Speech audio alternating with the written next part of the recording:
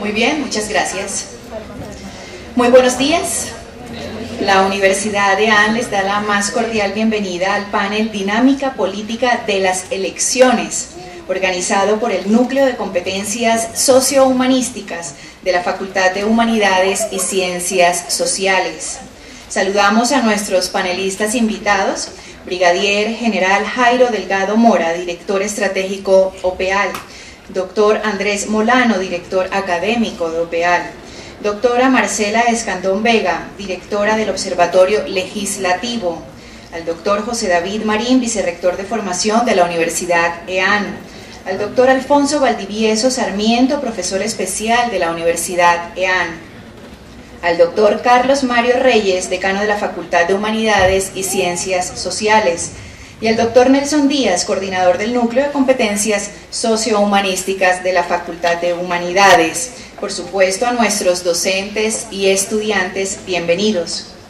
Con motivo de las elecciones del Congreso de la República del próximo 9 de marzo, el Núcleo de Competencias Sociohumanísticas ha preparado un panel para analizar el ejercicio democrático de la votación y la decisión responsable de los jóvenes universitarios que lideran los grandes procesos de transformación social. La preocupación central de una democracia auténtica consiste en garantizar que todos los miembros de la sociedad tengan una posibilidad real e igual de participar en las decisiones colectivas. Así, cuando nuestra Constitución establece desde su primer artículo que Colombia es una república democrática y participativa, está asumido el reto y el compromiso de promover la participación ciudadana en todos los espacios de la vida social.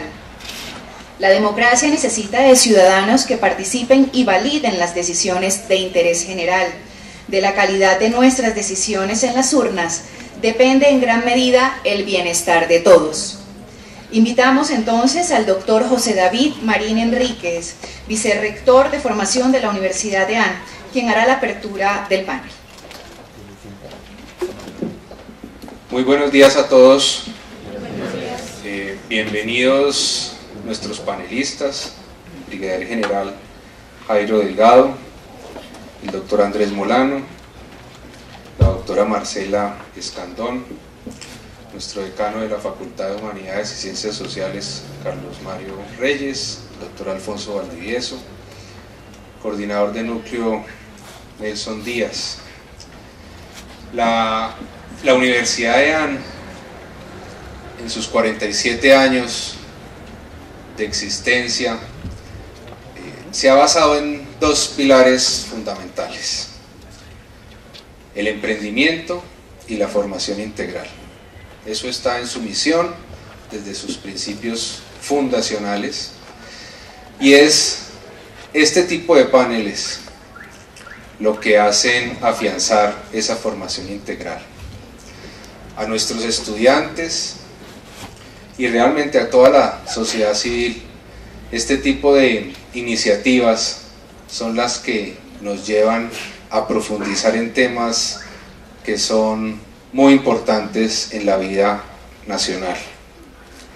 El próximo domingo, como ustedes saben, tendremos las elecciones legislativas y la participación de todos y cada uno de nosotros por afianzar procesos democráticos que tanto lo necesitamos, que estamos ávidos de afianzarlos, es muy importante. Y es muy importante porque preocupa, yo como simple observador, me preocupa ver la apatía de la sociedad, y es ahí donde los estudiantes creo que tienen un espacio bien importante, porque son ustedes realmente la futura generación la que van a ser quienes decidan el futuro de este país.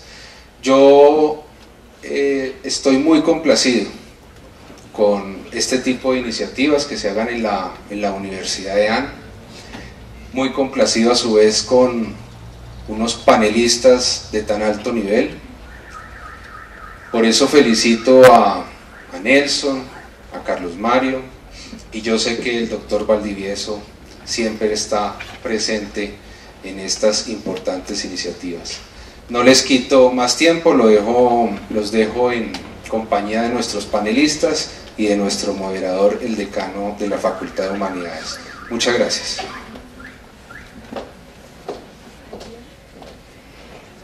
Muchas gracias, doctor José David. Mientras nuestros panelistas se acomodan, conozcamos un poco acerca de su currículum. Brigadier General Jairo Delgado Mora, director estratégico de OPEAL. El brigadier es general en uso de buen retiro de la Policía Nacional de Colombia, administrador policial y de seguridad integral, especializado en inteligencia estratégica y análisis de inteligencia, con diversos estudios de la Universidad del Rosario, la Universidad de los Andes, INALTE, FBI de Estados Unidos, la Universidad Católica de Salta y Argentina. Hoy se desempeña como el director de análisis del Observatorio de Política y Estrategia de América Latina, OPEAL, del Instituto de Ciencia Política Hernán Echavarría Olózaga. Doctor Andrés Molano, director académico de OPEAL, es abogado y especialista en Derecho Constitucional de la Universidad del Rosario, licenciado en Filosofía e Historia de la Universidad de Santo Tomás, magíster en Análisis de Problemas Políticos, Económicos e Internacionales Contemporáneos de la Universidad Externado de Colombia. Actualmente es profesor de la Facultad de Relaciones Internacionales de la Universidad del Rosario, de la Academia Diplomática de San Carlos y del Instituto de Altos Estudios para el Desarrollo, además de director académico del Observatorio de Política y Estrategia de América Latina. Y la doctora Marcela Escandón Vega, directora también del Observatorio Legislativo, historiadora y politóloga de la Universidad de los Andes, grado cum laude, y magíster en Ciencia Política de la misma universidad. Es investigadora sobre historia cultural colonial en el Caribe colombiano y representación política de minorías étnicas afro e indígena en el Congreso de Colombia. Además es investigadora de la Facultad de Ciencias Sociales de la Universidad de los Andes y docente de cátedra del Departamento de Historia de la Universidad del Rosario. Actualmente es la directora del Observatorio Legislativo. Moderador del panel, entonces, el doctor Carlos Mario Reyes, decano de la Facultad de Humanidades y Ciencias Sociales. Bienvenidos. Bueno, buenos días. Bueno, para nosotros, como lo dijo nuestro vicerrector, el doctor Marín, resulta muy importante este tipo de eventos. Estábamos hablando al inicio, antes de iniciar formalmente la sesión, con nuestros panelistas, del perfil del estudiante de la EAN, que es una persona que tiene una formación integral y que gracias al núcleo sociohumanístico tiene elementos de juicio y la capacidad de análisis de los temas colombianos, a pesar de que la universidad pues, no tiene una facultad de Derecho o de Ciencia Política. Nuestros estudiantes tienen una clara visión de lo que es la responsabilidad social empresarial. La idea de este tipo de paneles es poder intercambiar con estos jóvenes que, como lo dijo el doctor Marín, son el futuro de la decisión política en Colombia, y sabemos del papel que los estudiantes han cumplido no solamente en Colombia sino en otros países. Nos lleva a que iniciemos este diálogo con ustedes tres, de manera tal que ellos puedan interactuar, hacer sus preguntas de manera abierta, deliberada, desde sus puntos de vista, desde la claridad que tengan, y especialmente de cara a unas elecciones en un contexto que pues, de alguna manera lo hemos venido manejando en clase. Entonces, la mecánica que vamos a manejar para la sesión del día de hoy es una presentación breve de cada uno de los panelistas sobre los temas que nos ocupa el día de hoy, que precisamente tiene que ver con la mecánica de las elecciones del próximo domingo y obviamente también de las que se vienen de cara a la elección presidencial, de manera tal que vamos contextualizando a los estudiantes, a quienes invito vayan preparando sus preguntas para cada uno de los panelistas o para cualquiera de los tres, de manera tal que una vez cada uno de ellos ha hecho su presentación, vamos aquí a hacer una selección y darle como un orden a esas preguntas para iniciar un diálogo directo y con ustedes estudiantes que estoy seguro tienen muchas inquietudes frente al proceso electoral del próximo domingo y a las implicaciones que tiene para el futuro del país la situación en la cual se está negociando la paz en Colombia y qué papel va a cumplir este nuevo legislativo en el marco de un, esperamos todos, posible posconflicto con la guerrilla de las FARC. Entonces vamos a iniciar, no sé si quieres iniciar tú, entonces vamos a iniciar entonces, si quieres desde aquí o desde aquí mismo. Entonces vamos a escuchar a la doctora Marcela Escandón, directora del Observatorio Legislativo, y muy bienvenida. Muchas gracias a ustedes por la invitación y gracias a todos ustedes por acompañarnos en esta lluviosa mañana. Nos reúne aquí el interés por conversar acerca de la importancia de las próximas elecciones, no solo en términos de la conformación del nuevo Congreso, sino por la discusión de temas fundamentales para el país, como es el futuro de los diálogos de paz y su posterior y eventual implementación. Yo quiero comenzar con una idea muy importante, con la cual seguramente culminaré mi intervención, y es la importancia del voto. El voto es el espacio mínimo de participación en cualquier democracia. Sin él no existe participación, no existe representación, pero como podemos discutir más adelante, tampoco es suficiente, es como decía, el paso mínimo. Pero una vez tomamos esta importante decisión, ¿sí? Salir a votar, es importante informarnos. Es decir, no es suficiente ir a depositar un voto, sino tener un voto realmente informado. ¿Esto qué significa? En primera instancia, saber la diferencia, por ejemplo, entre las próximas elecciones del domingo 9 de marzo y las elecciones presidenciales. Las próximas elecciones del domingo son las elecciones legislativas. Son las elecciones legislativas, es decir, se va a elegir la conformación del Congreso de la República, como ustedes saben, Senado y Cámara, pero también se va a elegir la conformación del Parlamento Andino, que es otra instancia de representación, y también se va a realizar la consulta verde. Entonces es importante que antes de asistir el domingo a las urnas nos informemos sobre cuáles son las diferentes decisiones que vamos a tener que tomar ese día y qué implica cada una.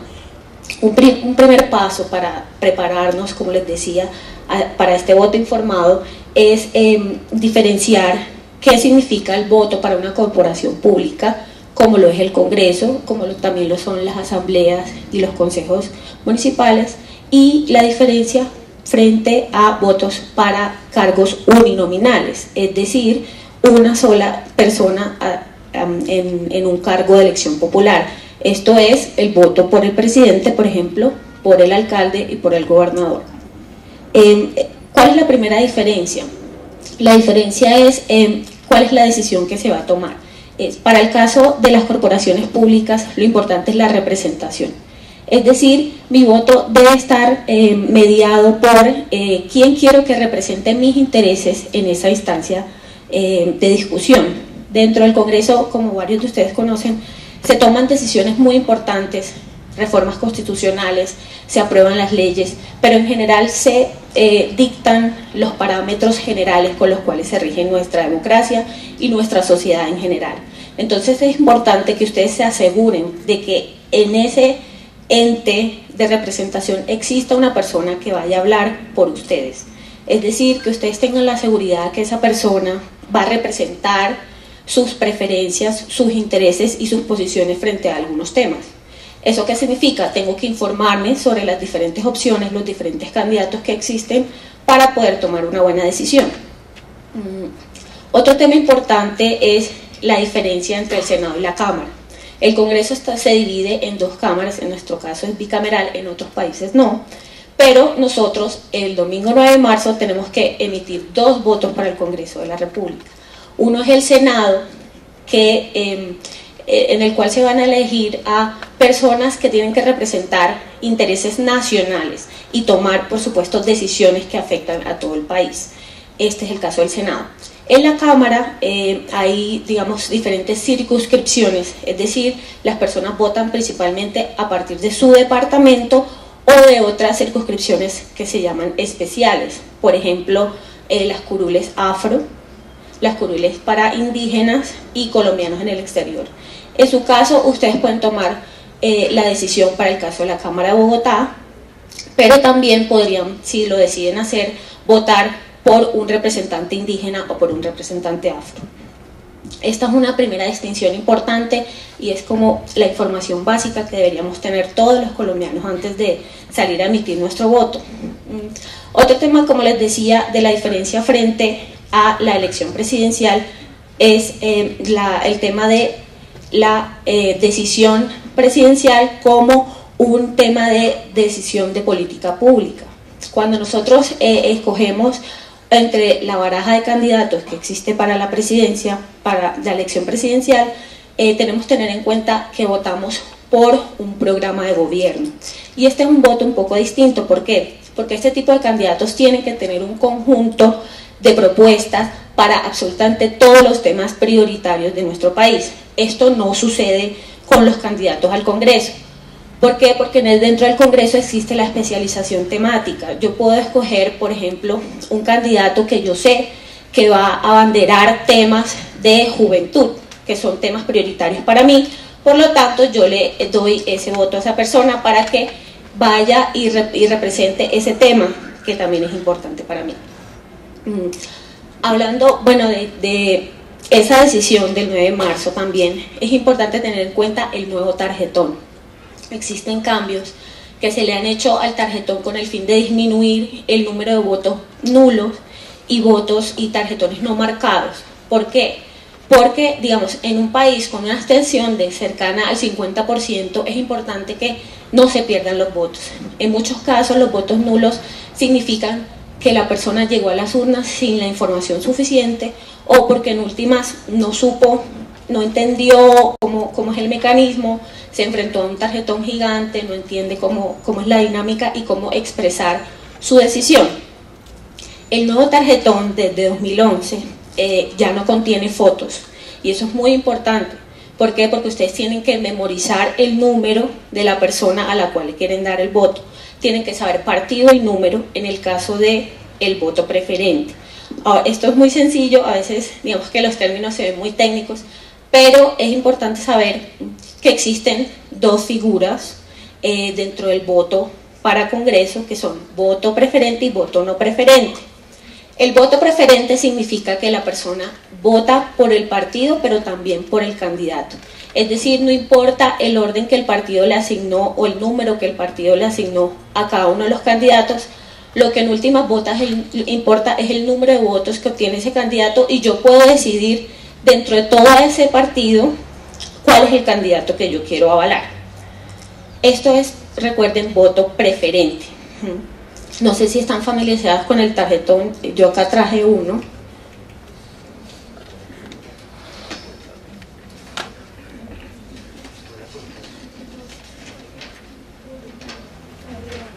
Algo muy similar va a ser lo que van a encontrar el próximo domingo. Este es el tarjetón para el Senado y si ustedes ven las dos primeras franjas con los partidos pues, ficticios que tienen unas banderas, ustedes pueden ver que esas dos franjas están en blanco. Este es el voto no preferente, es decir, ustedes votan por el partido únicamente, por una lista y el partido ha decidido previamente el orden de los candidatos. Cuando al final ese partido tenga X número de curules, en ese orden, digamos que obtuvieron 3 curules, es decir, 3 congresistas, ese partido va a obtener va a tener 3 curules y va a estar en el orden en que esos 3 candidatos fueron elegidos. Entonces, a diferencia del voto preferente, el voto no preferente tiene, digamos, una decisión de partido más importante, es el partido el que decide en qué orden van a ser elegidos los candidatos, mientras que el voto preferente, el de las demás listas que pueden ver ahí, ustedes seleccionan cada uno de los numeritos que aparecen ahí. Disculpa, ¿las preguntas son al final o sí? Entonces, este es otro tema importante. Ustedes deben marcar únicamente un número y un partido para evitar el voto nulo. Si ustedes deciden participar a través de la curul especial indígena, que es la franja que ven abajo, con otras opciones de marcación, pues no pueden participar en la parte de arriba. Esto es muy importante, entonces tienen que conocer que para Senado existen 100 senadores a nivel nacional y 2 senadores indígenas. Ustedes también podrían votar por aquellos participantes, digamos, por aquellos candidatos que buscan representar los intereses de las comunidades indígenas dentro del Congreso. Muchas gracias, general. Algo muy similar sucede para la Cámara de Representantes. La única diferencia es que ustedes van a encontrar únicamente los candidatos que se postulan para su departamento, y abajo van a encontrar también la franja para afros y la franja para indígenas. Igualmente solo pueden emitir un voto. Esto nos lleva al tema del voto en blanco. El voto en blanco es otra opción válida dentro de las elecciones y es muy importante para democracias como la colombiana. En el caso del voto en blanco es importante saber que para las elecciones legislativas, si el voto en blanco llega a sacar la mitad de la votación válida más 1, es decir, un poco más de la votación válida, se tiene que repetir las elecciones.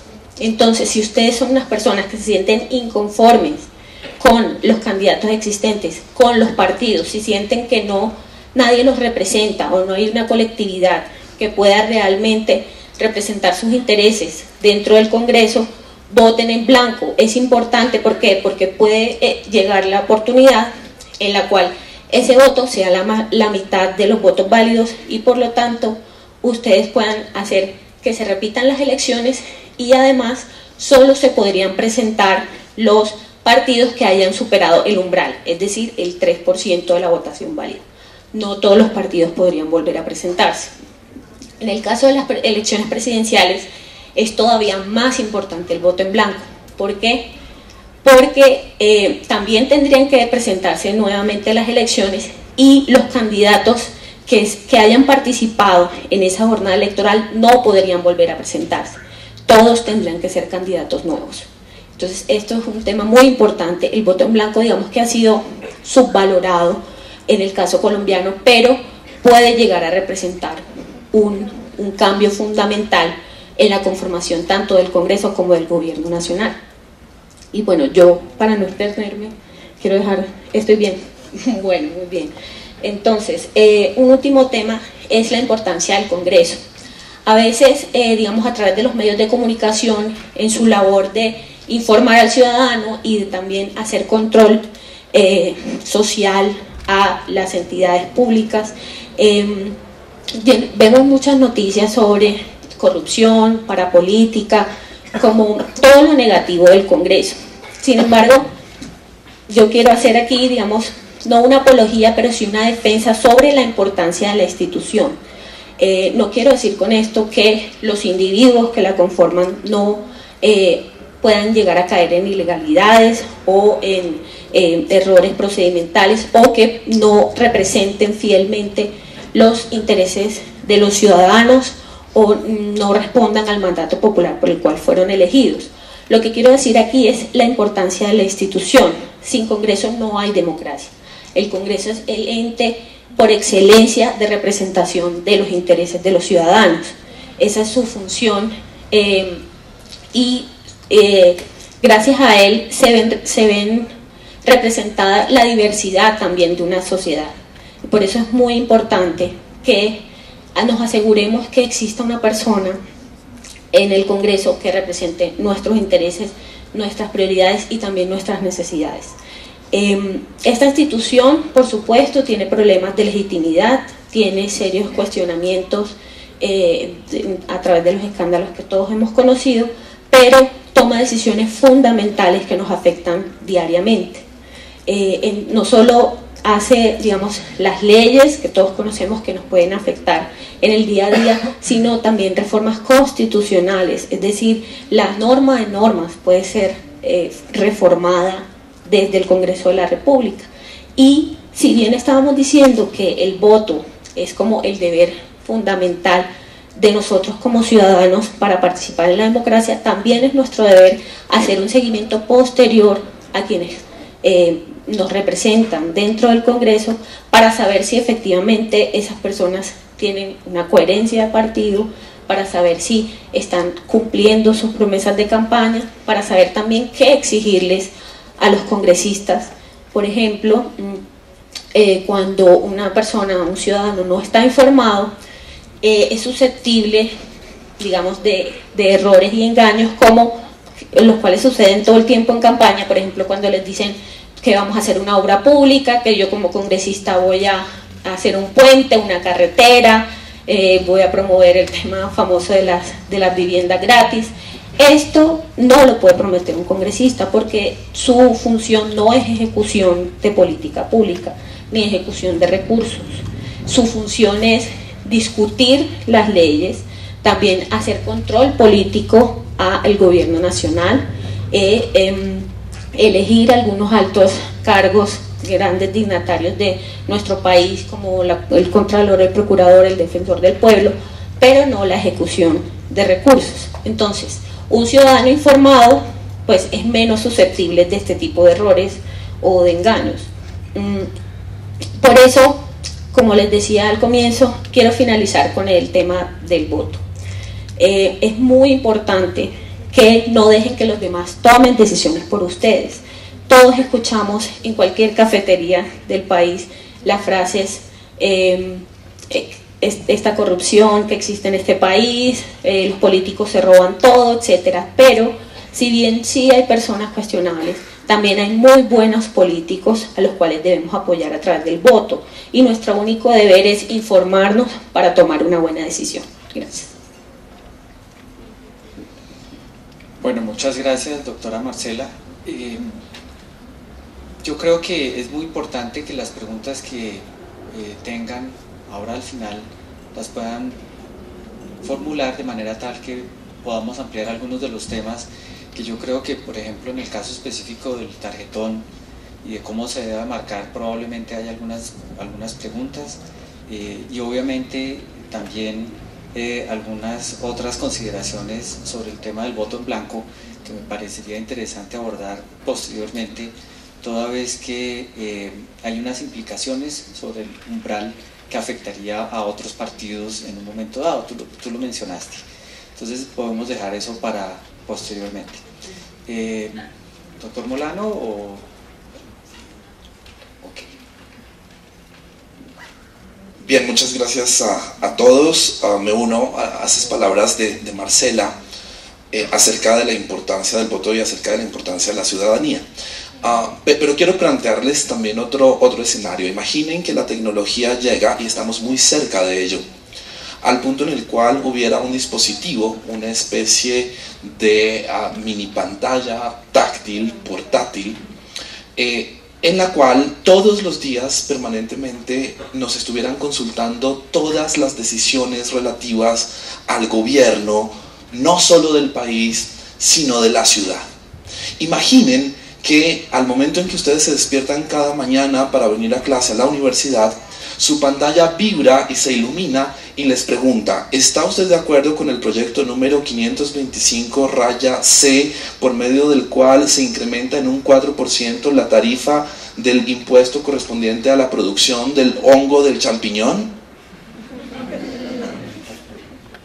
Y que 5 minutos después, porque alguien tiene una idea, porque además esto es súper interconectado y es de doble vía, entonces cualquier ciudadano de una manera un poco inteligente dice: yo tengo una buena idea, y entonces puede mandar un proyecto, como hoy mandamos un mensaje de texto, y dice: bueno, yo quiero proponer que, por ejemplo, se peatonalice toda la séptima, porque es un ciudadano al que le gusta hacer ejercicio y pues considera que ese es el valor más importante.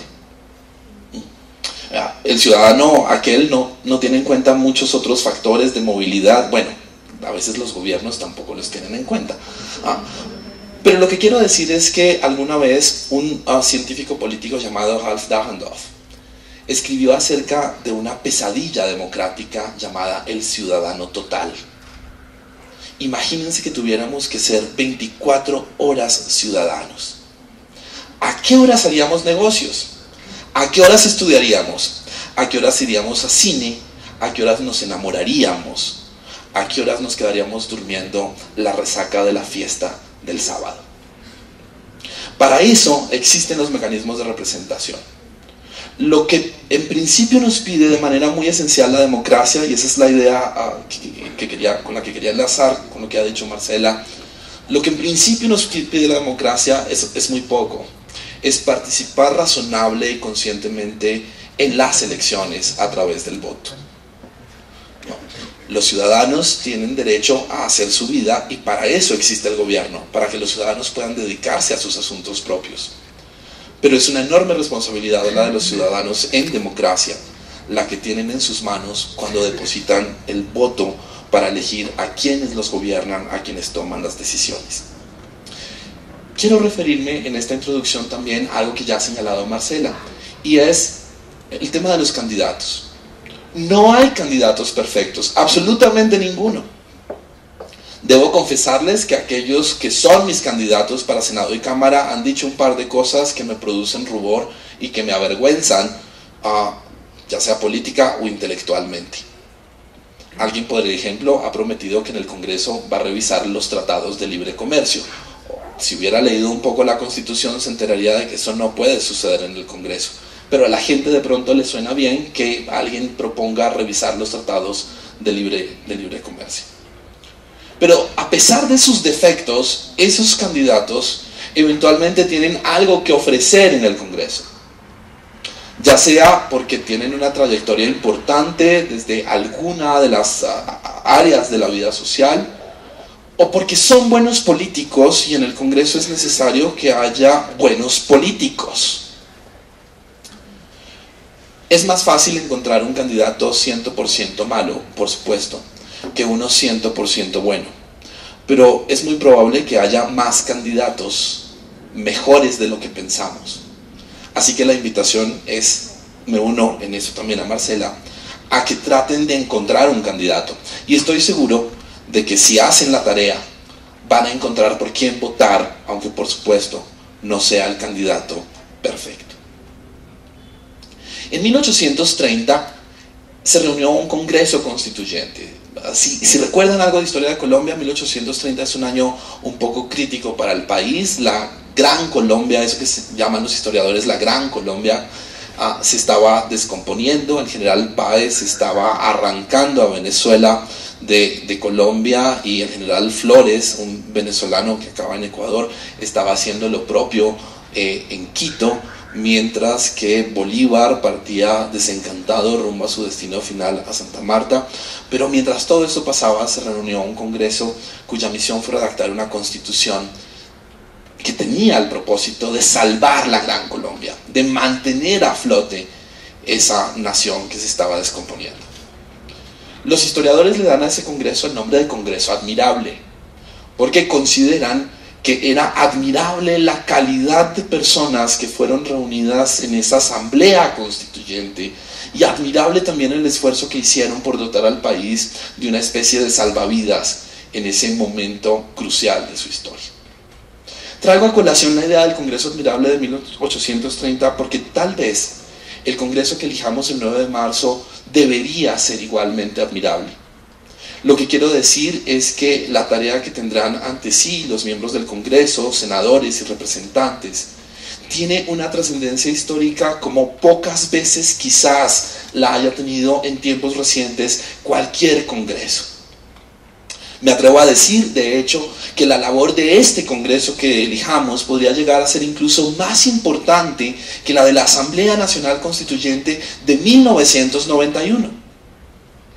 De tal manera que el país necesita no solo un Congreso que, como diría el doctor Valdivieso, es indispensable en cualquier democracia, no hay democracia sin Congreso, sino que además de indispensable, porque va a ser una pieza fundamental de los desafíos que encarará el país durante los próximos años, tiene que ser admirable para que la manera en la que asumamos esos desafíos responda a las necesidades, a las expectativas y también a las capacidades del país.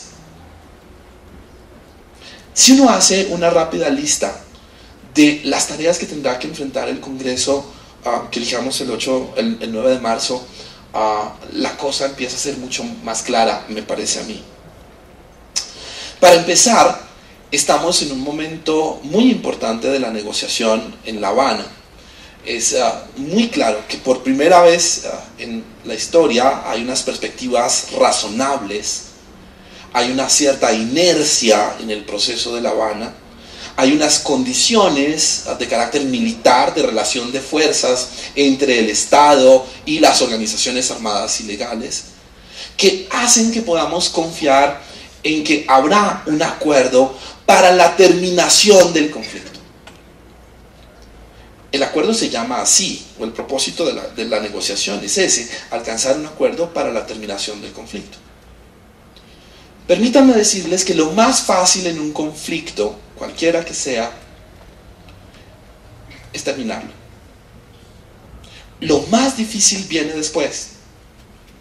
Lo más fácil es vivir en conflicto, lo más difícil es vivir y superar el post-conflicto y por lo tanto lograr la construcción de una paz estable y duradera. Mejor dicho, lo más fácil es arrancarle una firma a Humberto de la Calle Lombana, a los demás miembros del equipo negociador del gobierno y a los Timochenkos, los Mauricios Jaramillos, todos los negociadores de las FARC. La firma es sumamente fácil. Pero luego vendrá la tarea de traducir a política pública, a decisiones colectivas, obligatorias, a planes, a hojas de ruta de largo plazo, todo lo que se ha acordado en La Habana. ¿Cuántos de ustedes le han dado un vistazo, por ejemplo, al informe sobre lo acordado en materia de desarrollo agrario? Ahí hay cosas muy interesantes. Ahí se habla de la creación, por ejemplo, de un banco de tierras. Se habla del uso de la tierra, de la participación de las comunidades en la definición de los programas de desarrollo que afectan la actividad agrícola. ¿Cuántos de ustedes han visto lo que conocemos del acuerdo sobre participación en política? ¿Y qué decir tiene que todavía nos falta por evacuar dos temas bastante chicharronudos, si me perdonan la expresión coloquial, relativos al tema de las víctimas, al tema de justicia transicional? Todo eso va a quedar plasmado en un acuerdo que tendrá que ser implementado. Y el lugar natural de implementación de esos acuerdos será el Congreso de la República. Aunque por ahora se ha descartado la necesidad de que haya reformas constitucionales profundas. Y Marcela señalaba que esa es también una función del Congreso. Es muy posible que algunos de los temas de esos acuerdos impliquen forzosamente reformas constitucionales. Por ejemplo, la creación de circunscripciones especiales de paz en las zonas especialmente afectadas por el conflicto, que además coinciden con las zonas más afectadas por el narcotráfico, zonas de reserva campesina y zonas ricas en recursos mineros. Todo eso tendría que pasar por una reforma constitucional. Y ya sea que la reforma constitucional la haga el Congreso o que se decida convocar eventualmente a una asamblea constitucional para reformar la Constitución, no constituyente, constitucional, todo eso va a pasar por el Congreso. Así que al depositar su voto el próximo domingo, piensen en justicia transicional, en estatuto de oposición, en estatutos sobre el régimen de medios de comunicación, en programas de desarrollo agrario, en la definición del uso de la tierra, en la definición de los derechos de propiedad, en reforma agraria, en profundización democrática, nuevos mecanismos de participación ciudadana, en garantías para la oposición. Virtualmente, lo que eso significa es que al votar tendremos que pensar prácticamente en un nuevo ordenamiento político para el país. Pero ahí no para el asunto, porque el Congreso, como decía Marcela, tiene otras funciones. Y esas funciones a veces pasan desapercibidas, pero a veces tienen consecuencias insospechadas. Al elegir al procurador, por ejemplo, no se elige simplemente a quien va a desempeñar esa función de control disciplinario. Se elige a alguien que va a usar esa función de alguna manera. Lo que quiero decir es que esas funciones del Congreso, de elegir algunos funcionarios, implican no solo llenar un cargo, sino que además implican una apuesta por quien va a ocupar ese cargo. El Congreso que se elija el próximo domingo va a elegir 8 de los 9 magistrados de la Corte Constitucional. No sé si habías pensado tú en eso, Marcela, también ya habías hecho el cálculo. Son 8 de 9, y como ustedes saben, la Corte Constitucional tiene un enorme papel en el sistema político colombiano, un enorme papel en la guarda y garantía de la supremacía de la Constitución de 1991, y además un enorme papel en términos de la protección de los derechos y las libertades de las personas. Pues bien, cuando depositen su voto el domingo, indirectamente van a estar depositando también un voto por esos 8 magistrados de la Corte Constitucional.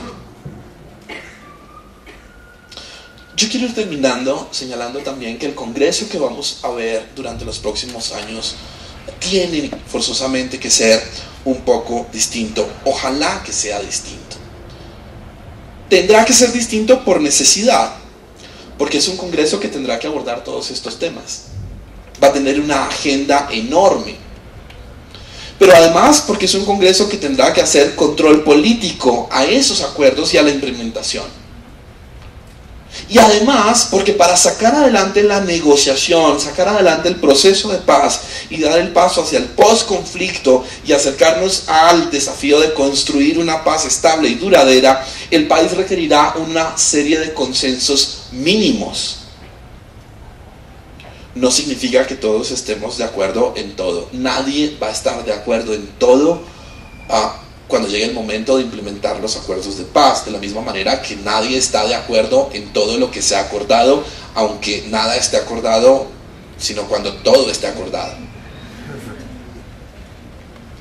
Pero sin un consenso mínimo, sin una coincidencia de la ciudadanía, de los partidos políticos, de los actores políticos, sobre cuál es el conjunto de sacrificios, el conjunto de esfuerzos, el conjunto de responsabilidades que vamos a asumir para construir la paz en el posconflicto, ese proceso está en un gravísimo riesgo. No le estoy haciendo campaña a la unanimidad, no estoy diciendo que todos tengamos que estar de acuerdo. He dicho, por el contrario, que lo normal es que no todos estemos de acuerdo. Pero esos desacuerdos no deben impedir la formación de ese consenso, que es el capital básico para que la democracia colombiana pueda superar el posconflicto. Eso es lo que se está jugando en estas elecciones. Y quisiera reiterarles la invitación a que se las tomen lo más en serio que puedan, porque estamos definiendo de uno u otro modo la trayectoria del país, no para los próximos 4 años, sino para un horizonte mucho más largo en el tiempo. Estas elecciones serán distintas, por supuesto, y con eso termino para darle la palabra al general Delgado, en un clima distinto de seguridad. La misión de observación electoral, que es una iniciativa de la ciudadanía destinada a blindar los procesos democráticos en Colombia, ha llamado la atención sobre algunas cosas curiosas que me parece interesante que ustedes sepan. La primera de ellas es que por primera vez en la historia reciente del país, la principal amenaza sobre las elecciones, sobre el proceso electoral en su conjunto, no es la violencia política. La principal amenaza hoy por hoy es el fraude, la manipulación del voto, la compra-venta de votos, la alteración, digamos, de la demografía electoral por cuenta de actores legales. Es decir, por partidos y movimientos políticos que actúan dentro de la legalidad, pero que se valen de prácticas contrarias a las libertades políticas, contrarias a la democracia y por supuesto contrarias a la ley para obtener sus objetivos en las elecciones del Congreso. Hay por supuesto también unos riesgos de carácter violento. No podemos descartar y ha ocurrido algún par de episodios en ese sentido, que haya violencia. Pero creo que esa radiografía nos invita a una reflexión también sobre el futuro. Que el país supere la violencia relacionada con el conflicto armado no significa que vayamos a resolver otros problemas. Que el país supere la violencia relacionada con el conflicto armado no significa que por ese solo hecho vayamos a tener mejores instituciones políticas. Y esa es una tarea en la cual los ciudadanos de a pie, como ustedes o como nosotros, tenemos también mucho que hacer. Muchas gracias. Bueno, veo un llamado muy interesante por parte del doctor Molano a estos jóvenes que, claro, en 4 años ustedes, la mayoría ya estarán graduados, la mayoría de ustedes ya tendrán un escenario en sus vidas personales y profesionales completamente diferentes, en donde durante estos 4 años el legislativo va prácticamente a definir sobre la base de estos acuerdos el futuro económico, político, social, en el cual vamos a tener que desempeñarnos como profesionales, como eanistas altamente responsables. La construcción de las libertades democráticas pasan por un aspecto muy importante que han mencionado tanto la doctora Escandón como el doctor Molano, y es el tema de la responsabilidad.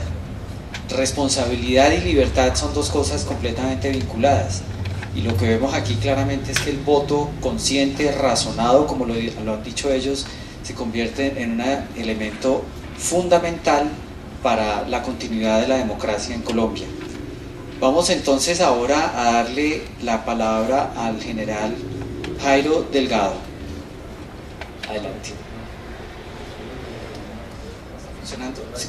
Yo creo que este no lo he prendido. Siga con este.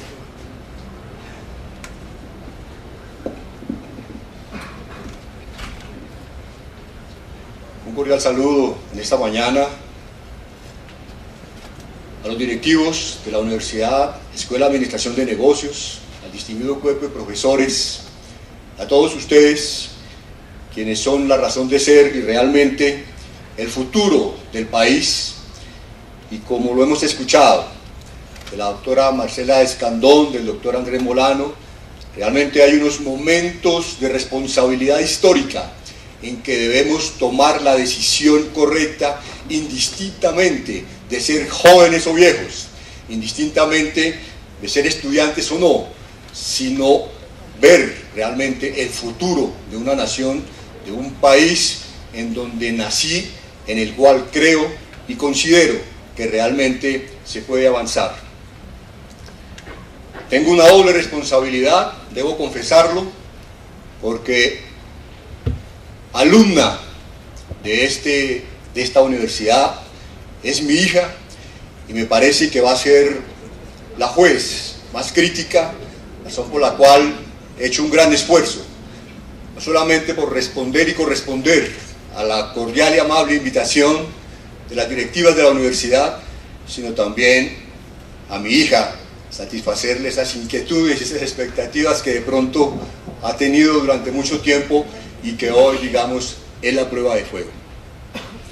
Retomaría yo algo que señaló el doctor Andrés Molano, la pesadilla del ciudadano total. Y ahí lo que uno debe entender es realmente la importancia de lo que es darle la representación a través de una vía legítima del voto a quienes nos pueden quitar esa pesadilla. Pero curiosamente, esa pesadilla yo la llamaría la pesadilla del ciudadano colombiano en elecciones. ¿A partir de qué? A partir de un evento o de una circunstancia especial que ha tenido Colombia. Me llamaba la atención cómo la Universidad EAN lleva 47 años. Prácticamente coincide con la vigencia de lo que se ha conocido la época del conflicto armado interno. Este año, en mayo, si tenemos como referencia el inicio de las FARC en 1964, las FARC van a cumplir 50 años como grupo armado ilegal en Colombia, desarrollando lo que todos hemos vivido de manera directa o de manera indirecta. Y le señalaba esto porque el doctor Andrés Molano insistía históricamente en cómo se construyó y se formó el Congreso Admirable, y parecería que ese Congreso Admirable progresivamente se fue desvaneciendo y fue produciendo una desilusión en los electores y especialmente en los jóvenes. Pero esa desilusión no se puede superar sino por la vía de las herramientas que la misma democracia nos ha dado. Por eso pienso que tal vez la mayoría, y si no todos los que están, digamos, en el auditorio en esta mañana, no han tomado en su vida un fusil, no han tomado en su vida una granada, no han tomado en su vida una libra de anfo para producir explosivos, pero sí tienen la oportunidad hoy de tomar una papeleta que se llama voto y demostrar, que me parece que es el gran desafío de ustedes hoy. El gran desafío de ustedes hoy, como jóvenes que realmente tienen en su mente y en su corazón producir un cambio en Colombia, es participar. ¿Cuál es la lección que me parece que podemos retomar de lo que nos ha señalado la doctora Marcela Escandón y el doctor Andrés Molano? Me parece que la primera conclusión es: derrotamos a la guerrilla. No porque el Estado se modernizó, no porque su fuerza pública se modernizó y fue capaz de cambiar la correlación de fuerzas, sino porque Colombia les demostró que era a través del voto. Y hoy, después de La Habana, ellos tienen que venir acá a demostrar que son un partido político y que por el voto es que los van a elegir y no por la acción de un fusil, de una granada o de un explosivo. Me parece que está planteado el desafío para ustedes entonces. Hoy, digamos, la democracia, por lo tanto, retoma especial vigencia. El sentido de democracia retoma especial vigencia. Y si ustedes han estado desilusionados por las expresiones, digamos, del sistema político nuestro, en algunas ocasiones, hoy me parece que vale la pena recobrar la ilusión. Hoy vale la pena recobrar la ilusión. Qué bueno los colombianos. Después de 50 años, a pesar de las dificultades, se le ha demostrado a un grupo armado ilegal que es por la vía de las elecciones que se llega a compartir esa representatividad que el pueblo colombiano anhela. Las FARC pues, han tenido mayor o menor presencia, mayor o menor intensidad en la violencia. Como lo señalaba el doctor Andrés Molano, hoy realmente se ha disminuido bastante esa capacidad de acción violenta de la guerrilla en relación con los procesos electorales, aunque hay un porcentaje pequeño. Parece que todas las autoridades coinciden que no son más de 180 municipios que hoy podrían ser afectados de una u otra manera, pero quiero señalarles que el año pasado, por estas fechas, ya habían acciones mucho más violentas, ya se habían presentado ataques, incluso 6 meses antes de iniciar el proceso electoral del 2010, ya habían las FARC asesinado a un gobernador de Colombia, al gobernador del Caquetá. Hoy no tenemos esas expresiones porque realmente hay un cambio, y ese cambio, digamos, en ese cambio deben ustedes sentirse como los principales participantes, como los promotores de ese cambio. No es un cambio que produjeron unas personas, unos gobiernos, unas políticas de seguridad. Ustedes también lo han producido, porque el hecho de que estén ustedes acá, me llama la atención este escenario en donde, digamos, esa formación empresarial nos debe llamar a una reflexión ahora que hay una oportunidad de elegir. Probablemente, también lo señaló el doctor Molano, un nuevo Congreso, un Congreso que puede cambiar no solamente por la composición, sino por un escenario en donde se van a implementar unos acuerdos. Hoy, creo que en su mente y en su corazón debe estar qué es la gestión empresarial en el posconflicto. ¿Tiene una relación directa a la empresa del posconflicto? Yo les diría que sí, categóricamente, sí. Por eso me parece tan importante la manera como se pueda compartir con ustedes lo que desde la democracia es la participación en un evento electoral que hoy, más que ayer, me parece que está sentando las bases de un futuro distinto para Colombia. Por eso me parece que es importante esa reflexión. La FARC, por lo tanto, digamos que hubo un periodo, del 2008 al 2011, y ahí aparece el periodo electoral del 2010, tuvo una situación bastante difícil en su historia. En ese lapso de esos 3 años, las FARC perdieron a sus cabecillas más importantes, más emblemáticos, y ahí, digamos, comenzó a cambiar la historia de este movimiento. Y en ese momento, cuando en el año 2000, recordemos, estaban en una zona que se llamó de distensión, que eran 41.000 kilómetros cuadrados, una zona, para los que no recuerdan, equivalente a 2 veces el país de El Salvador. Es decir, las FARC tenían en esa zona de distensión 2 veces El Salvador. Crearon 2 movimientos: el Partido Comunista Colombiano, el Partido Clandestino Comunista de Colombia, PC3, y el Movimiento Bolivariano para la Nueva Colombia. Y ahí plantearon muchas tesis. Una de ellas, transformar el sistema político de Colombia. Después de 14 años, desde el 2000, hoy encontraron una realidad, que no era la tesis de ellos, no era la tesis del fusil, no era la tesis de la granada, no era la tesis del explosivo, sino era la tesis de la vía democrática, que es la que los colombianos han venido desarrollando a pesar de la manera como coactivamente las FARC presionaron a los ciudadanos para que no ejercieran ese derecho. En ese escenario surgió lo que ellos llamaron el poder local. Y efectivamente ustedes ven hoy Antioquia, Cauca, probablemente Norte de Santander, digamos, donde están los municipios, es donde finalmente las FARC hoy han conformado lo que nosotros denominamos unas retaguardias, y en esas retaguardias están haciendo un esfuerzo. Nosotros desde el observatorio, en el año pasado, identificamos cómo la FARC, por ejemplo, están buscando, entre comillas, nuevas figuras políticas, no nuevos explosivistas, nuevas figuras políticas para insertarse a la vida política y democrática del país. Me parece que esa es la gran cachetada que hoy los colombianos le dan a la FARC. Estamos demostrando, en 2014, cuando van a cumplir 50 años, y 14 años después de crear sus movimientos políticos, que era por la vía de las elecciones. Me parece que, por lo tanto, es una importante reflexión.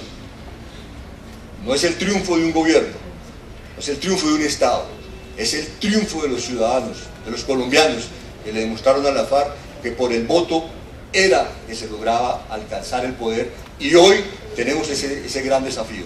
Por eso me parece que lo mejor es que ustedes expresen esa furia, esa desilusión si la han tenido en un momento dado con la historia política del país, yendo a elegir, porque realmente, como lo ha manifestado la doctora Marcela Escandón, el doctor Andrés Molano, el país realmente puede entrar con unas características distintas, diferentes, pero la responsabilidad es nuestra. Muchas gracias.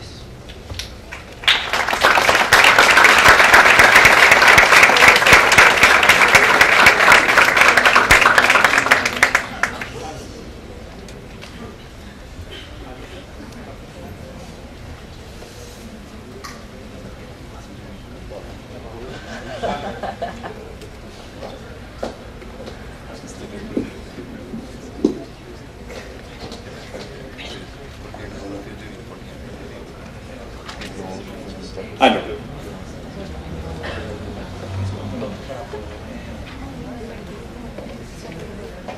Bueno, vamos entonces, aquí tengo una gran cantidad de preguntas, hay algunas que se repiten y tienen mucho que ver, como lo anunciamos, con el voto en blanco, otras que tienen que ver con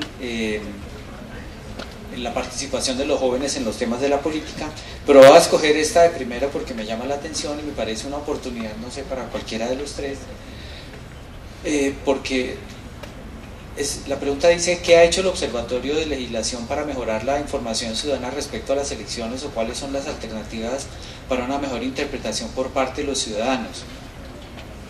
Cuando el doctor Molano hacía su presentación, invitaba a los jóvenes a que se informaran muy bien.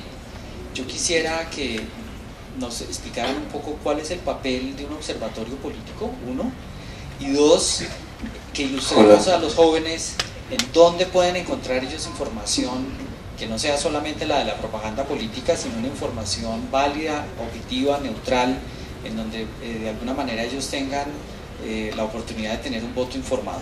No sé si... Bueno, muy buena pregunta. Para el caso del Observatorio Legislativo, nosotros llevamos ya 10 años trabajando por hacer más transparente la labor del Congreso colombiano y por traducir esos debates técnicos complejos que ocurren al interior del legislativo a un lenguaje popular, ciudadano, más asequible a cualquier persona del común. Nosotros tenemos obviamente un portal web, el cual pueden consultar. Estamos en un proceso de creación de una nueva página, una plataforma interactiva con información en tiempo real, con información y actividad multimedia interactiva que se pueda descargar para hacer búsquedas personalizadas. Esto desafortunadamente no lo tiene el Congreso de la República. El Congreso colombiano tiene dos portales distintos, uno para Senado y uno para Cámara.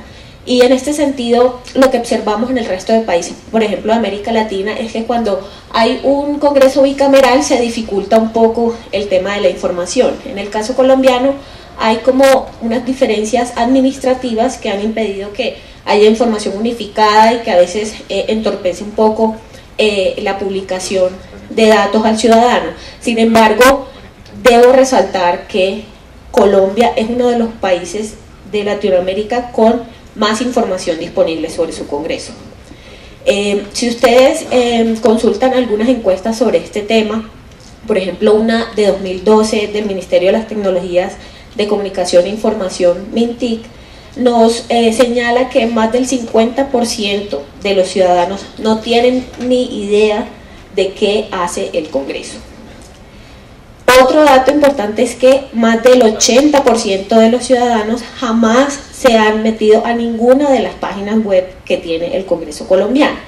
Entonces, ahí vamos como ponderando un poco hasta dónde llega la responsabilidad del ciudadano y hasta dónde llega la responsabilidad de la entidad pública. Por supuesto, tenemos que seguir presionando para que haya cada vez más información, para que se publique en tiempo real, para que sea oportuna y completa.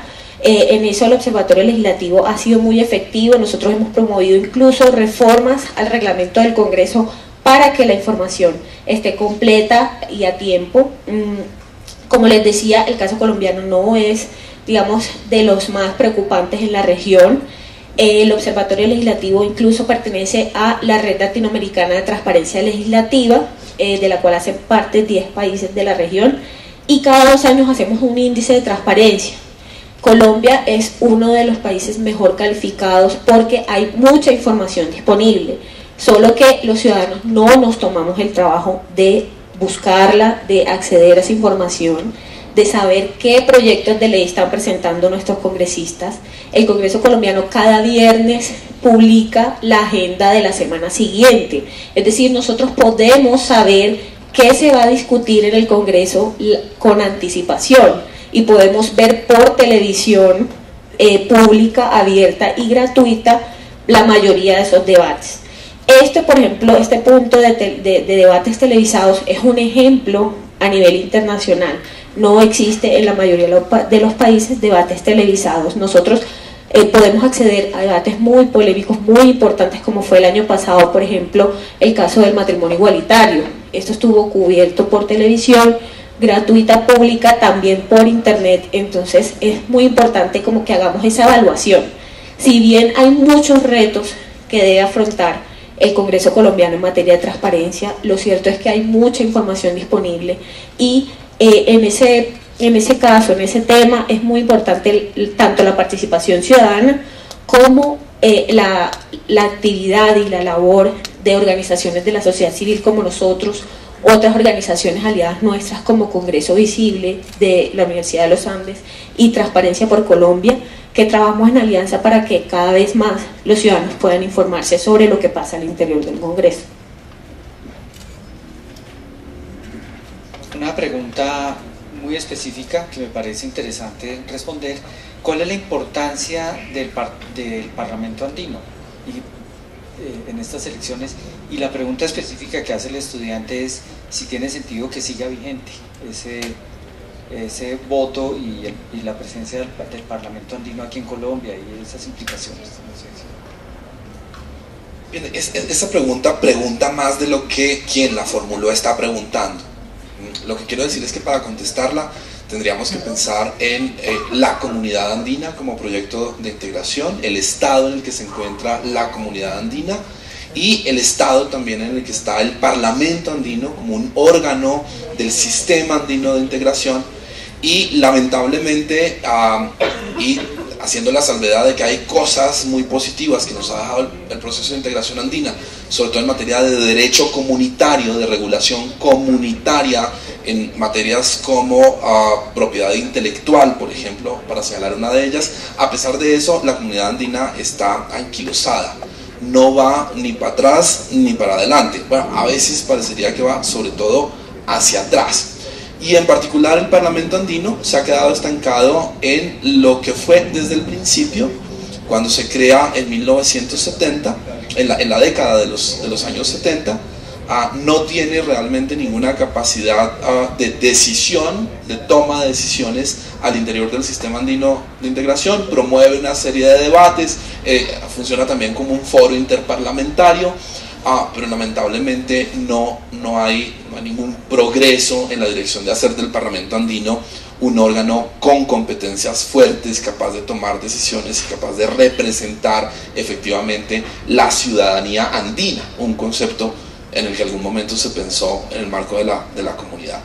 Ahora bien, el Parlamento andino se ha iniciado un proceso al interior de la comunidad andina para liquidarlo. Ya se están estudiando los protocolos, un protocolo que sería necesario adoptar y tramitar en cada uno de los estados miembros de la comunidad para eliminar el Parlamento andino. Pero por ahora hay Parlamento andino, y por ahora el Parlamento andino cumplirá unas funciones no capitales, no fundamentales, pero unas funciones tal vez importantes dentro del sistema andino de integración. Luego, votemos o no, Colombia tendrá que designar representantes al Parlamento andino. Y finalmente, si las cosas, las cosas pueden salir mal en el sentido de que llegue al Parlamento andino cualquier tipo de persona. Luego también con el Parlamento andino, y mientras exista Parlamento andino y salvo mejor opinión de Marcela, pues también hay que apelar a un voto razonado, por supuesto. A lo que menciona Andrés quiero agregar una cosa, y es que esta podría ser la última vez que elegimos popularmente Parlamento andino. El Congreso que elegimos en 2010 y que termina este año decidió aprobar un proyecto por el cual se elimina el voto popular para el Parlamento andino, principalmente por cuestiones económicas, porque pues como todos sabemos cada elección cuesta unos miles de millones, que en consideración de los congresistas no se justifica frente, como decía Andrés, con la centralidad de los debates que se promueven ahí. Sin embargo, también, como dice Andrés, lo importante es que las personas que nos representen allí tengan las mayores calidades posibles. Es decir, intentemos que sean las mejores personas posibles, en tanto es una instancia de representación de nuestro país. Entonces, a pesar de eso, y con más razón, siendo que posiblemente sea la última vez que se elija popularmente esto, debemos salir a votar. Más adelante, y si se continúa con el Parlamento andino, se elegirían vía indirecta a través del Congreso. Bueno, vamos a cambiar un poco como de tema. Voy a mezclar dos preguntas, un poquito más fuertecitas. y tiene que ver con lo del tema del voto preferente que la doctora Marcela estaba explicando, y otra que ya tiene un carácter más de posición política. Dice, porque algunos partidos tienen, en algunos partidos tienen prioridad personas cuando se cuenta con los votos, se cuentan los votos, o sea que tuvieran ya, como si tuvieran ya el puesto comprado. ¿Por qué no todos los partidos presentan a sus nombres y que la gente pueda votar? Es como una claridad sobre el voto preferente y no preferente, pero tiene que ver con los partidos que tomaron esa decisión, que fueron muy pocos, como lo podemos ver en el tarjetón, y dice lo siguiente, van a decir, bueno, están mezclando dos cosas, pero creo que puede ser una buena oportunidad de explicar ya una posición política. Si el Centro Democrático liderado por el expresidente Uribe es mayoría, ¿el proceso de paz se detiene? ¿Dónde queda la justicia transicional y la reparación de los esfuerzos por la paz? Yo creo que la pregunta está un poco orientada a establecer como dos tipos diferentes de alternativa política al presentar el voto preferente y el no preferente, y en ese sentido, en el caso específico del Centro Democrático, la opción que está tomando para que políticamente logren tener a un grupo de personas que el partido al interior de sí mismo determinó de antemano, y por el otro lado la posible actitud que van a asumir frente a los acuerdos que el doctor Molano precisamente estaba planteando, y es la de convalidar, o un poco dijéramoslo así para exagerar el tono, echar por tierra todos los acuerdos. Entonces no sé quién de los tres quiera iniciar la respuesta. Bien, pues esa es parte de la encrucijada en la que se encuentra el país. Ahora, tengan en cuenta que los diálogos son liderados y son gestionados por el gobierno, ¿no? Entonces ahí tenemos que combinar los resultados de las elecciones de Congreso con los resultados de las elecciones presidenciales. Ahora, en ciencia política hay un fenómeno que se estudia mucho, que es el del gobierno dividido. Es el que se produce cuando en el ejecutivo, en el gobierno propiamente dicho, hay un partido político, y en las mayorías congresionales hay otro partido político. Por ejemplo, como ocurre en Estados Unidos cuando a veces el presidente es demócrata y tiene una cámara o un senado de mayoría republicana. Pueden presentarse situaciones complejas como el apagón y el cierre del gobierno de los Estados Unidos de hace algunos meses, si recuerdo.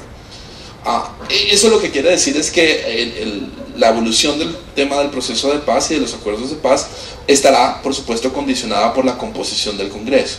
Pero hay que distinguir unas competencias que son del gobierno y otras competencias que son del Congreso, y la necesidad, por supuesto, como lo señalé ya, de que a pesar de las diferencias que puedan existir sobre la forma, sea posible encontrar una coincidencia en cuanto al objetivo, que es aprovechar la oportunidad que ofrece el proceso de negociación para terminar el conflicto que se lleva a cabo en La Habana. Creo que eso es lo que habría que decir de la parte política.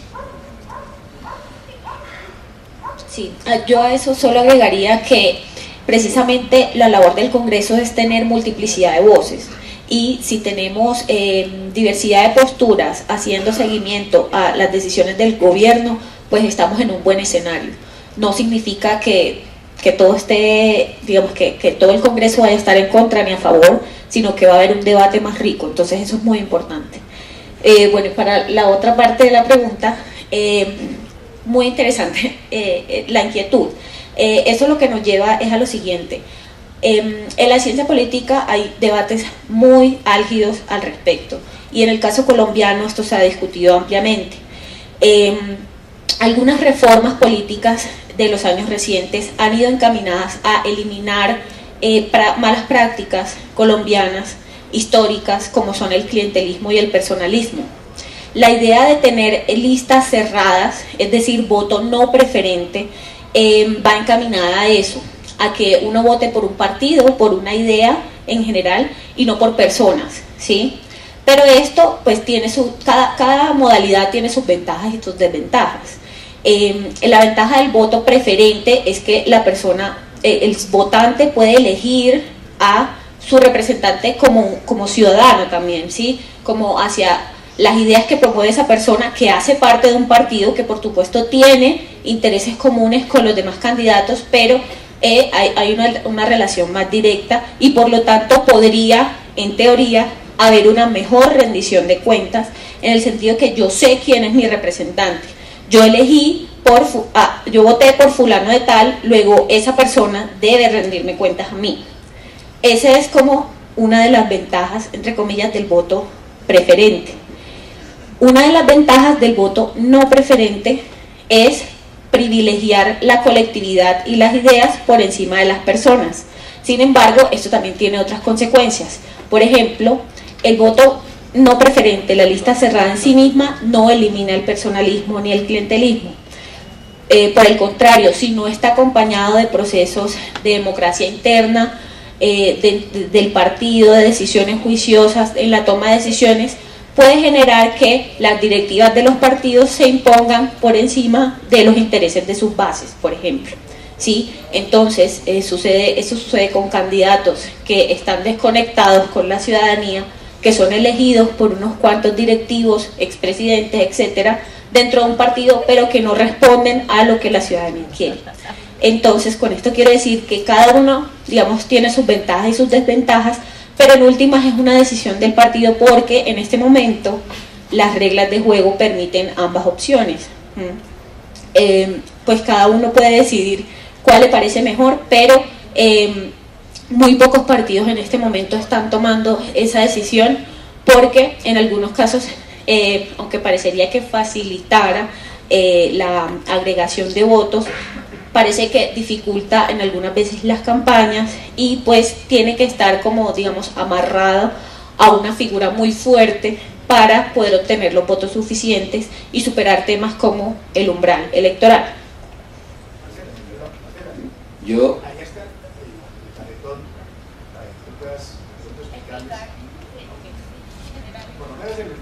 ¿cuántos partidos va a haber? ¿Y cuántos tienen listas cerradas? ¿Y cuántos partidos tienen números para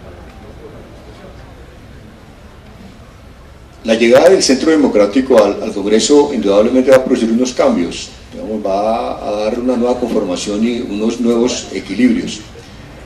Pero uno tendría que observar también cuál es la vocación nacional de paz. Y uno tendría que concluir preliminarmente que la vocación nacional de paz se refleja, digamos, en un promedio de encuestas, y esto da aproximadamente un 60%. Eso lo que significa, si se mantiene, es que hasta ahora, digamos, los colombianos aspiran a que finalmente se llegue a que un grupo armado ilegal no siga perturbando de manera violenta a los colombianos. Y en donde estarían los detalles, digamos que es en donde surge el interrogante, donde va a surgir el interrogante es el tipo de acuerdo. Si es un acuerdo marco sobre la paz, donde haya unas líneas generales, o si es un acuerdo técnico específico que realmente dificulte más el tema de la implementación. Entonces digamos que hay como, por ahora hay dos miradas de los colombianos. Una, a partir de ese promedio de que hay una vocación nacional de paz, y otra en qué es lo que se va a implementar y cómo vamos a quedar. Hay lógicamente inquietudes de los colombianos: impunidad, reparación de víctimas, entrega de armas.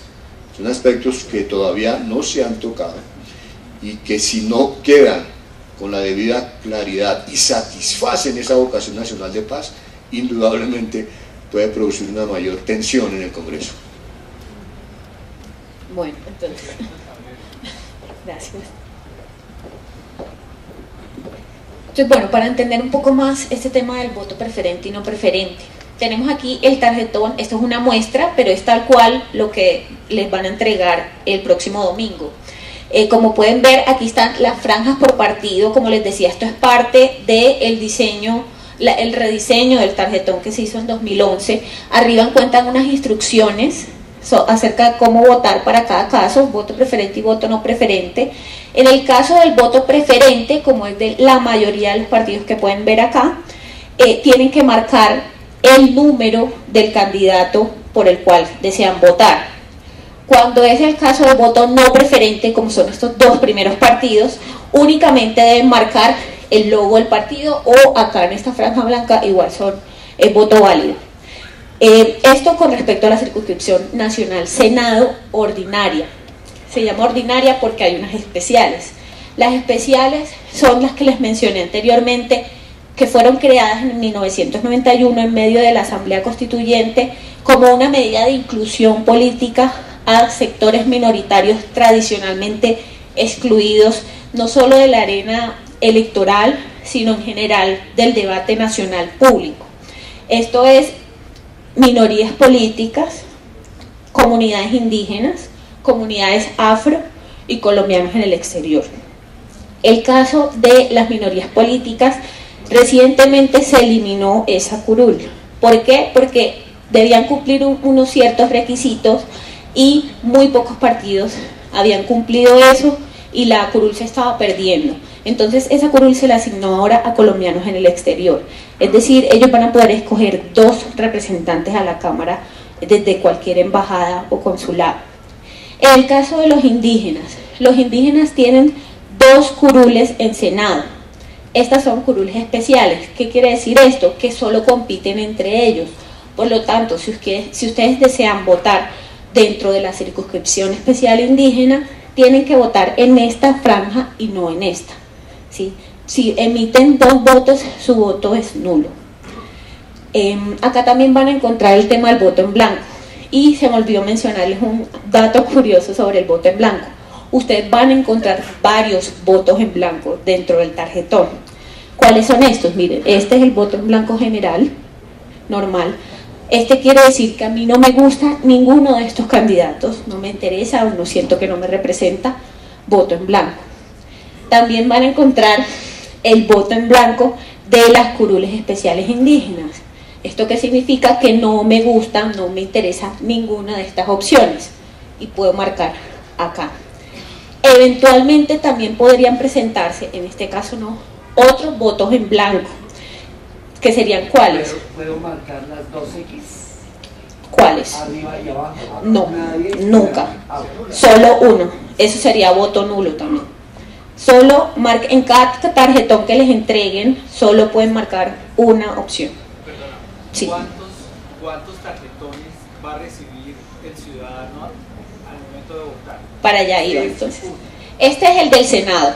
En Senado solo hay estas opciones, ¿cierto? Voto en blanco, voto para cualquiera de los partidos o curules especiales indígenas. Aquí también hay voto preferente y voto no preferente.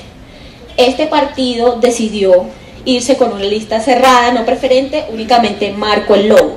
Aquí hay 3 candidatos, yo puedo escoger 1, 2 o 3, ¿sí? Es la misma dinámica solo para esta circunscripción. En el caso de la Cámara de Representantes, ese sería el segundo tarjetón que ustedes recibirían. No sé si tienen la imagen o yo acá tengo uno de muestra también.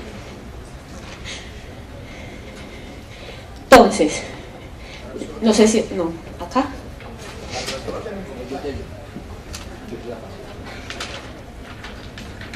Bueno, el tarjetón a la Cámara tiene 3 franjas, no 2 como en este caso. ¿Por qué? Porque también se puede votar para la circunscripción ordinaria, la de indígenas y la de afros. ¿Esto qué quiere decir? Que en la Cámara de Representantes existen una curul para indígenas, 2 curules para afrocolombianos y las curules de los colombianos en el exterior que les comentaba. Todo esto fue el producto de la Constitución del 91. Entonces, a diferencia del tarjetón de Senado, en la Cámara ustedes van a encontrar las opciones de no necesariamente todos estos partidos, sino de aquellos que presentaron listas para su circunscripción, en este caso Bogotá. La gente que está en Santa Marta recibirá el tarjetón del Magdalena, la gente que está en Cartagena la de Bolívar, etc. Entonces, como les acabo de decir, solo pueden emitir un voto, luego solo pueden marcar una vez. Si ustedes deciden participar por la circunscripción especial para comunidades afrocolombianas, solo pueden votar una vez, ahí en la franja inferior. Y en el resto no pueden marcar nada. Como les estaba comentando para el caso del voto en blanco, podrían existir más votos en blanco aparte de los que son para cada una de las circunscripciones. ¿Por qué? Bueno, aquí vemos el voto en blanco de afros, allí está el voto en blanco indígena y arriba el voto en blanco general. Podrían presentarse más votos en blanco. ¿Por qué?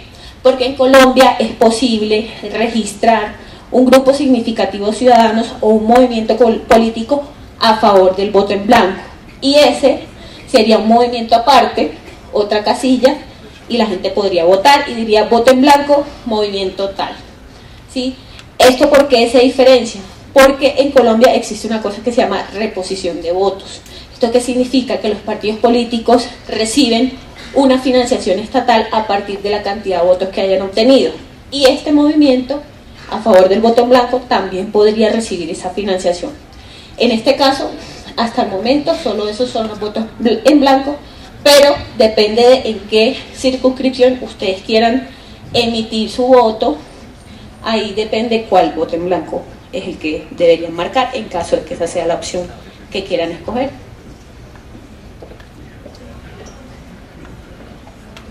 Bueno, yo a propósito dejé precisamente este tema porque me imaginé que iba a ser de mucho interés para todos los estudiantes.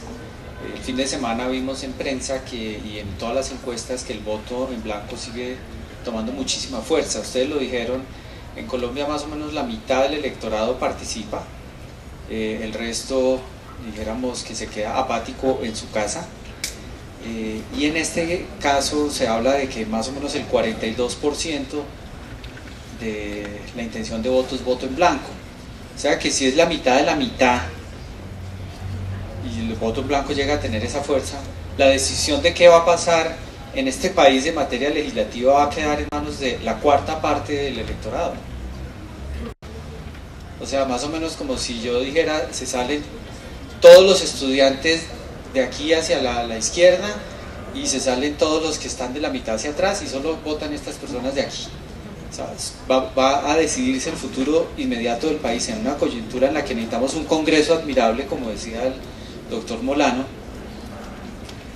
Va a tomar la decisión el voto preferente y el no preferente, y dado las dificultades que tiene el tarjetón y todas las cosas que ustedes plantearon de los riesgos, que ya no son los de la violencia, sino la de la compra de votos y el juego político que todos sabemos está en este momento en curso, viene la opción del voto en blanco como un tema interesante. Y yo diría que más o menos la mitad de las preguntas tienen que ver con el voto en blanco.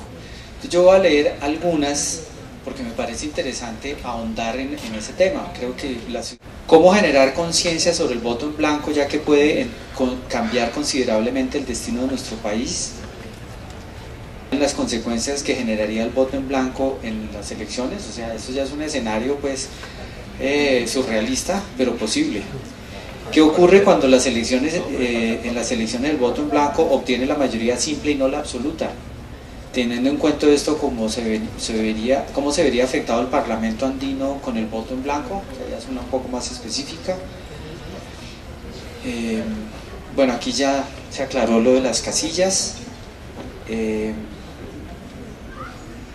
¿Por qué consideran ustedes que las personas cada vez tienen una mayor indiferencia hacia el tema electoral y optan por el voto en blanco?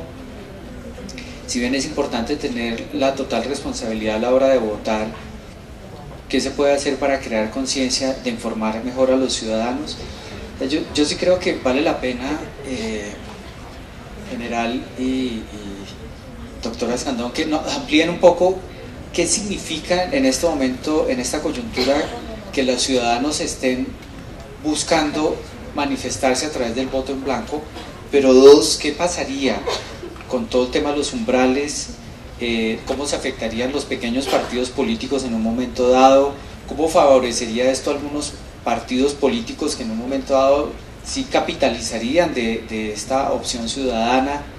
Y a futuro, ¿cómo creen ustedes? Porque viene otras preguntas que no leí, es cambiar esa actitud de indiferencia. Y hay varias preguntas orientadas un poco al planteamiento que hizo el general relacionado con el escepticismo de los jóvenes, cómo cambiar y cómo permitir que los jóvenes realmente puedan participar en política sin entrar, como lo dice uno de los jóvenes aquí, en la cosa tradicional de las mecánicas que definitivamente cada vez le gustan menos a la ciudadanía.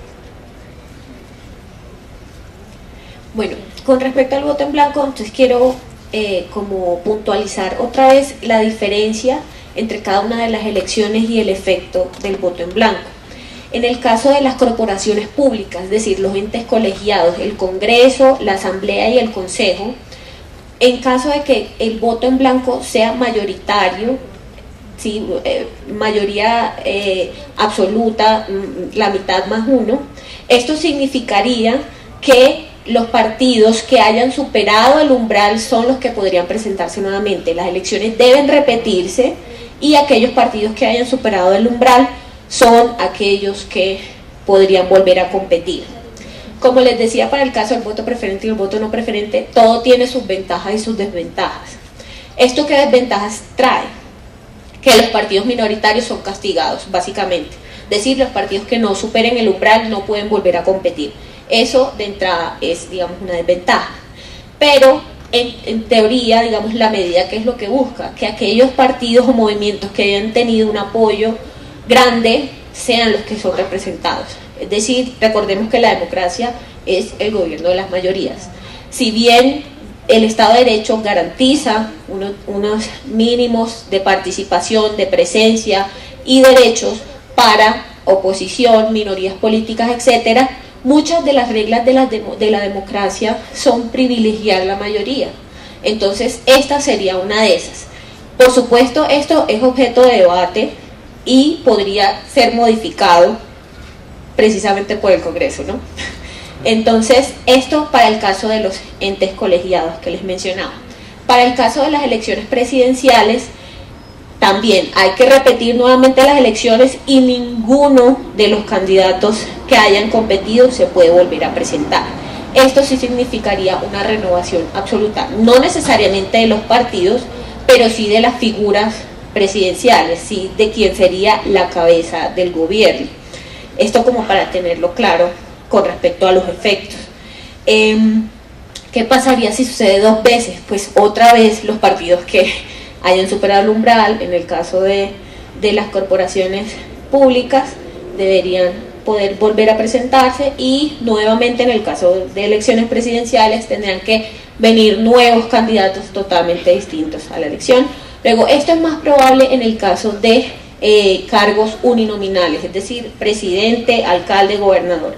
Esto es más probable, ¿por qué? Porque son menos candidatos, es más fácil identificar tanto la afinidad como la desaprobación de cierta persona y es mucho más fácil decir voto en blanco en este caso. En el otro caso hay más opciones, las circunscripciones son diferentes, por ejemplo en el caso de la Cámara, y es un poco más difícil que esto suceda, pero en teoría podría volver a suceder y podría presentarse varias veces. Con respecto al tema de la indiferencia y de crear conciencia, precisamente organizaciones de la sociedad civil venimos trabajando en esto todo el tiempo. Yo creería que más que indiferencia existe, digamos, poca voluntad para asumir los costos que requiere la participación. No existe indiferencia, o existe muy poca, diría yo, en nuestro país, porque como les decía, en cada cafetería uno escucha comentarios, la gente escucha noticias, la gente se queja de sus gobernantes, la gente comenta sobre una medida, critica a favor y en contra. Digamos que no existe en ese ámbito una indiferencia, sino una escasa voluntad de participar. En general, en cualquier democracia es costoso informarse y participar. Muy pocos ciudadanos están dispuestos a dedicar tiempo y recursos a dejar de trabajar, dejar de dedicarle tiempo a su familia para empezar a averiguar sobre los candidatos disponibles, para mirar dentro del Congreso que se está discutiendo, para saber si su candidato está cumpliendo sus promesas de campaña, qué tipo de proyectos promueve. Esto muchas veces no lo hacemos como ciudadanos, no estamos dispuestos a asumir esos costos, pero si esos costos se disminuyen a través de organizaciones de la sociedad civil como nosotros, y me permiten la cuña, es más probable que los ciudadanos participen. Si yo sé que puedo entrar a una sola página web y ahí voy a encontrar toda la información del Congreso, es más probable que yo dedique unos minutos de mi día a hacer esa labor. Entonces es importante, más allá de superar temas como indiferencia aparente, sería como estar dispuestos a participar, a asumir esos costos y a trabajar temas como tendencias recientes en el mundo, de debates que se denominan en la ciencia política accountability, que la traducción al español no existe fielmente, pero sería rendición de cuentas, pero rendición de cuentas no entendida únicamente como los funcionarios públicos diciendo qué hacen, sino los ciudadanos exigiendo información.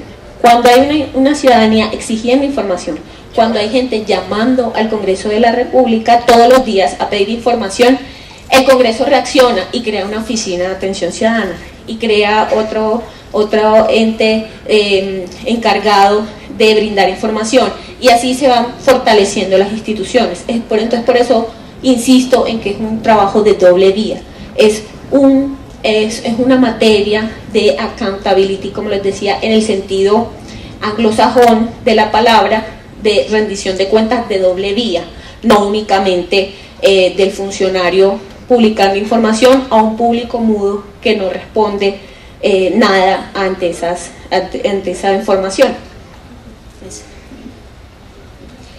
En relación con el voto en blanco, digamos, América Latina es una región que ha tenido un promedio superior al 50% en abstención. En el 2010 casi que llegó al 60 y algo por ciento.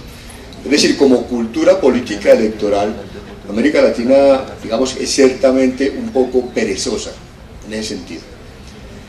El otro aspecto es que el voto en blanco puede estar enmarcado en varios aspectos. Uno, como estrategia política.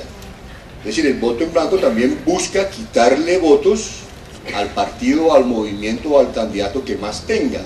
Entonces uno tiene que entender que eso hace parte también de una estrategia política. Pero el voto en blanco también está relacionado con una expresión de múltiples desacuerdos. Es decir, el voto en blanco no es preferente. Uno no puede decir, mire, yo voto en blanco contra este señor, yo voto en blanco contra este partido, yo voto en blanco contra este gobierno. No, yo voto en blanco porque pues ahí estarán múltiples. Es decir, si hay 1 millón de votos en blanco, hay 1 millón de causas, no sabemos cuáles. Entonces realmente el voto en blanco lo que hace finalmente es expresar un inconformismo válido y legítimo, pero finalmente en términos de gobernabilidad no significa absolutamente nada. Y eso es lo que tenemos que pensar. Permítanme esta analogía simple y sencilla. El papá pone unas condiciones en la casa. Los hijos dicen, bueno, ¿por qué no elegimos? Hacemos un voto. A ver si cambiamos lo que mi papá está imponiendo. Alguien dice, no, yo voto en blanco. ¿Qué quiere decir ese hijo? Que no está conforme. Bueno, pues usted está conforme, pero ¿qué? ¿Nos va a ayudar o no nos va a ayudar? ¿Quiere que cambie mi papá? ¿Quiere que no? No, yo estoy inconforme. Yo estoy inconforme. Ah, bueno, entonces inconformismo. Pero el papá va a seguir con las mismas normas. Si no ganó los votos, va a seguir con las mismas normas. Va a seguir manejando el horario que él impuso, porque alguien pensó que a través de la vía del voto en blanco lo podría lograr. Yo pienso que el voto en blanco, si bien es inconformismo, yo pienso que el inconformismo debe expresarse en acción de cambio. No solamente decir, estoy inconforme, colocarse una camiseta, soy de los inconformes del país, club de inconformes del país. Bueno, ¿y entonces qué va a hacer? ¿Qué va a hacer? No, yo simplemente soy del club de inconformes del país. ¿Pero qué va a hacer? Vote por alguien o exprese a través de este mecanismo lo que quiere de cambio. Entonces yo pensaría que hay que mirar bien, en conclusión, voto en blanco como estrategia de ataque a un partido, a un movimiento que tiene cierto tipo de votos, voto en blanco como expresión de inconformismo sin ningún impacto en la gobernabilidad posterior, ¿no? Y lógicamente hacer parte, digamos, de un grupo que en cierta forma es marginal, que prefiere no asumir, porque además participar pues, demanda responsabilidades individuales. Si yo voy a votar por X o Y persona, pues, esa fue mi responsabilidad, voté por él y me equivoqué, o voté por él y no me equivoqué. Eso sería lo que agregaría. Bueno, yo creo que quedan unos mensajes muy claros. 1, hay que estar muy informados. 2, estas elecciones en donde hay tanta apatía son absolutamente fundamentales para el futuro del país, dada la coyuntura en la que estamos. Y 3, que definitivamente nosotros desde la universidad hacemos un llamado para que todos y cada uno de los jóvenes que están aquí presentes sean agentes multiplicadores de lo que significa una cultura política de cara a la responsabilidad que las personas que tenemos oportunidad de estar mejor educadas también hagamos una mejor proyección a futuro de lo que se viene a partir de estas siguientes elecciones, no solamente del Senado de la República, la Cámara y el Senado propiamente hablando, sino también de las elecciones presidenciales. Yo quiero agradecer muy especialmente a los doctores Escandón, la doctora Escandón, al doctor Molano y al general Delgado por haber estado acá y felicitarlos por esta actividad de seguimiento electoral. Yo a algunos estudiantes siempre les digo, ¿ustedes se acuerdan por quién votaron y qué están haciendo por lo que por lo que ellos se comprometieron a hacer por todos nosotros? Entonces viene un tema de responsabilidad política muy interesante. Como les dije, para nosotros el tema político no es ajeno al modelo de emprendimiento, al modelo de negocios. Los empresarios definitivamente hacen parte fundamental y son el motor clave para el desarrollo, para la generación de la democracia. Entonces esto es un llamado a través de esta sesión para que todos reflexionemos sobre nuestras responsabilidades ciudadanas. Muchísimas gracias a ustedes y a todos ustedes, muchísimas gracias por estar acá.